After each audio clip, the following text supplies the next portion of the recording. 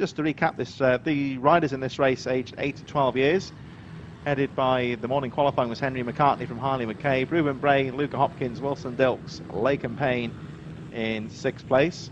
7th was Arnie Carr, George Bowes, Zach Weston, Ralph Croft, Daniel Stevenson and Cameron Ancliffe in 12th position. 13th, Jack Newton from Izzy Carter, Charlie Sketchley, Kobe Garbutt, Dan Deering, and no time for Luca Wilkinson at the back of the field in this 18-rider field.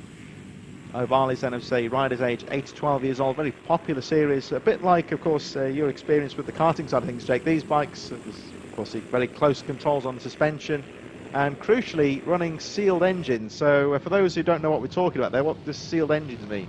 So essentially they are given a particular spec of the engine and they cannot be tampered with. They cannot be worked on in any way, shape or form. So once the engines are sealed, that is the mode and that is the settings that they can run. You can't make any tweaks, you can't make any adjustments, and that is obviously very, very critical because the whole purpose of the Ohvale 110 Cup is that it comes down to the rider. It's not about the equipment, it's about the rider. So all of these competitors have been given the same equipment, the same machinery, those sealed engines, and obviously they're on the same tyres. Nobody's got a clear advantage in terms of budget, nobody's got a clear advantage in terms of competitive equipment.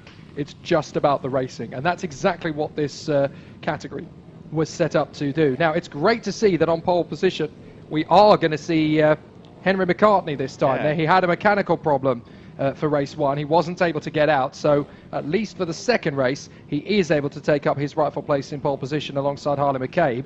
That's going to be interesting because now McCartney's on the back foot, having had that mechanical problem. So can he get himself... Oh, a slight problem in the midfield there. That's for the rider. That's for Ralph Croft. Yeah, just lost the engine, I think, so luckily we're able to kickstart that back into life. Everyone seems ready then, so here we go with the green flag. Oh no, we're right on cue. We're just going to double check. I think there was one rider we thought had lost the engine, but no, yeah, we're okay to go. Ohvale race number 2 gets underway. Oh, an aggressive start there from Henry McCartney and looped out on him, really. Put the power down too hard, really. The front end looped up to say hello. And that means that McCabe, McCartney and Luke Hopkins get through into the top 3. Not been his day so far. And that's the lack of knowledge he had from the first start as well, because obviously not doing the first race earlier on, he went a little bit too eager. He needed to get this race result to come his way, and it was just a little bit too aggressive for him on the throttle. That's why the bike lurched forward. So McCartney now finds himself down in 4th place behind Bray, and they're in 2nd position. Still a very exciting run thus far from the 411, Luca Hopkins, riding a very good start to the race already. They make their way around for the first time. The rest of the top 10 go through as down the inside there. Close there with Luca Hopkins and the 31. That was Reuben Bray there as well on the number 12. Bray having a look on the outside, going around the final corner, taking a nice sweep. And, oh, that's going to be Brave down the inside into oblivion, but doesn't quite make the move stick. Of course, the pass now will be on for Christmas corner for Reuben Bray. He gets this outside line sorted out, going up the hill, having a look down the inside into Christmas corner, and that was a nice move there from Reuben Bray, about 3 or 4 corners in the making there, you would say, and Reuben Bray makes the pass stick up to 2nd place and already pulling away, trying to get up with the leader. Yeah, he's disappearing away from Hopkins already. I think Luca is pretty safe and sound in 3rd place in front of McCartney, the way things currently stack up. There is McCartney just running through in 4th position. Unfortunate from his start, he just got a little bit too eager on the launch, obviously with a lot of work to do and a desperate need to convert pole into victory after his retirement earlier on.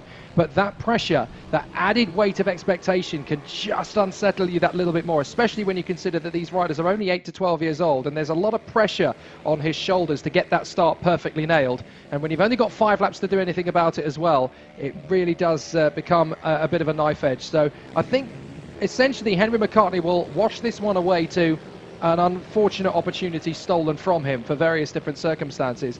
But he can still be very impressed with himself. He was the fastest in time qualifying by 500th of a second. Come on, Ruben. This is where you need to get stuck in now because Harley McCabe is there. They had a great rivalry earlier on, and this is now Bray's only opportunity that he's going to get today to really blast in there for a race victory. And he's only got 3 laps to do it. Just got to get a front wheel in there and take the corner away, and Bray certainly pushing hard here. Appears quicker than McCabe, has a look down the inside into boot, but no, he can't get the line into there. This is where Reuben Bray perhaps will look to be a bit tactical, as, oh, can't have a look down the inside of Hopkins there. Here we come around the final corner, and Reuben Bray tagging on to the back here of the race leader, Harley McCabe. Again, Hopkins fending off McCartney as the two leaders make their way up towards Christmas Corner. Bray's got a nice jump on the outside. He just can't quite get close enough to get the front wheel in there. In the meantime, though, Hopkins is being pushed along here by Henry McCartney. McCartney all over the back of the red number 41, Luca Hopkins. And those two already, we've got 1.5 laps to go. They are actually starting to close up on the two race leaders. Yeah, if McCartney can get through on Hopkins there and take a third position, I think that's what he can chalk down to what they call the best of a bad job, isn't it? I mean, it's not his fault that things have worked out the way they have. It's mechanical problems that have kept him from the grid. So it's not really as clear-cut as all that, but it's going to be an interesting one. The battle is still obviously very intense up front, but Ruben Bray has now just got 1 lap to really push into McCabe. You could see the bike really unsettled as he pushes the absolute limits of what he can do with it. He is going to try one final trick to make his bid on McCabe, but he's really got to go for it. McCabe is riding defensively here and in turn effectively holding the rest of the pack up here, guarding the inside line, and again does a great job going into Christmas Corner. And it looks like McCartney's gone through to third on the approach to Christmas. Down to Ashby they go. McCartney now clear in third as Hopkins has a look down the inside, but that wasn't going to really happen. Here we go then, half a lap to go. McCabe still holding on. There is McCartney now clear in third, but it's all about these two now going in towards the final half lap. And Bray is going to have to get a good line into boot to make the move stick. He's got one final chance, essentially, and it's going to be in the right-hander out of the final turn. He needs to set it up here at the apex. He needs to get early on the throttle, power out, and then just throw conviction to the winds here to try and get across the line alongside him. He's got to try everything he can. Not quite. So close. Fastest lap of the race there for Ruben Bray, but not enough as the 179 of Harley McCabe takes the checkered flag. It will be second position then for Ruben Bray, only just. Henry McCartney on the final lap, moving into third place. Luca Hopkins on the 411 in fourth. Wilson Dilks in fifth place. Arnie Carr in sixth. Laken Payne just crossing the line in seventh position. Rest of the top 10 more than likely to be made up of Ralph Croft and right on cue Luca Wilkinson in ninth. George Bowes, who hit trouble in the first race, went off the machine on the approach to Ashby. And a good recovery to bring it home in 10th position in the second motor of the day for the Ohvale Cup. So that draws things to a close. And another exciting race category coming up very soon, of course. We've got the Brabham Super Minis in just a few moments. That was the Ohvales for today.